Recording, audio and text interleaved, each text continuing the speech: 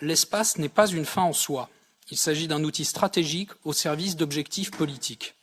3 d'entre eux me semblent aujourd'hui prioritaires. Un des objectifs politiques de court et moyen terme sera de décourager la Russie de poursuivre ses attaques sur l'Europe. La guerre que mène la Russie contre l'Ukraine a simultanément démontré le danger que représente l'expansionnisme de Vladimir Poutine et la nécessité de disposer de moyens satellitaires pour mener efficacement un nouveau type d'opération militaire. Les besoins en connectivité, en navigation et en renseignement des armées européennes devraient être décuplés à l'avenir, nécessitant la mise en place de nouvelles infrastructures spatiales, probablement sous la forme de constellations. Cet objectif pourrait être atteint par la mise en place au niveau européen de grands projets structurants sur le long terme, permettant ainsi de fournir la visibilité nécessaire à l'industrie pour son développement. Au niveau de la navigation, le programme Galileo, qui est déjà opérationnel, devrait être maintenu et poursuivi.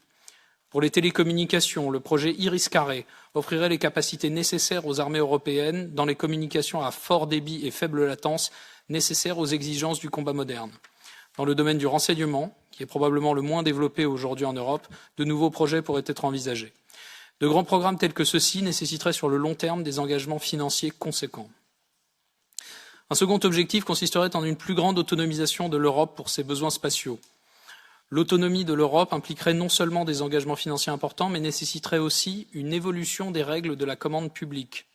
Les satellites européens critiques devraient, selon cette logique, être majoritairement fabriqués en Europe et lancés depuis l'Europe par des lanceurs européens. La même logique devrait prévaloir pour des fonctions critiques comme la surveillance de l'espace et l'exploitation des données spatiales. Cet objectif est tout à fait accessible techniquement, l'Europe disposant de capacités sur l'ensemble de la chaîne de valeur spatiale. Le troisième objectif concernerait l'amélioration de l'efficacité de la chaîne de valeur spatiale, afin de garantir les meilleures capacités au meilleur prix. Dans ce contexte, il apparaît nécessaire de clarifier la gouvernance spatiale européenne entre les différentes institutions qui la composent, afin d'éviter des duplications inutiles entre l'Union européenne, autorité politique, et l'Agence spatiale européenne, qui dispose de précieuses compétences techniques.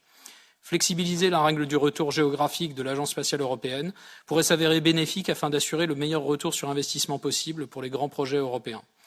De même, la création de champions européens du spatial pour faire face à de grands acteurs très intégrés pourrait être encouragée. Mesdames et messieurs, les défis auxquels fait face l'industrie spatiale européenne sont immenses et le risque de déclassement apparaît aujourd'hui réel. Ces défis représentent également une formidable opportunité pour l'Europe de démontrer son savoir-faire inégalé dans le domaine spatial. Il appartient désormais à l'Europe de faire de l'espace non pas seulement un secteur économique parmi d'autres, mais un véritable levier stratégique au service de sa sécurité, de sa compétitivité et de la souveraineté du continent.